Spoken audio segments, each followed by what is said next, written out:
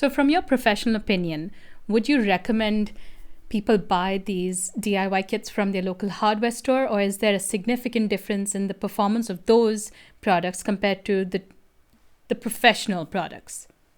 So, from a performance perspective, I think if you were to ask, let's say, 20 insulation professionals, I think they'd all agree that when you're talking about high pressure spray applied foam versus low pressure spray applied foam, the material consistency, the adhesion characteristics, while on paper they may look the same, to me, I think there's much more substance to a high pressure spray applied foam application.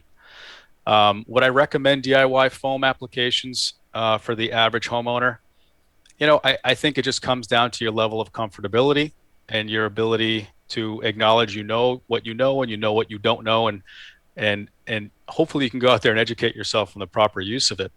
The other side of this question is there is a cost benefit analysis that you really have to conduct when looking at DIY foam kits. If you're doing a small bathroom renovation or a small kitchen renovation, I think a DIY foam kit, if you're handy and willing to get a little dirty, is the way to go without question. If you're talking about a bigger job, let's say a whole attic, a large footprint of a building where you're insulating the foundation walls.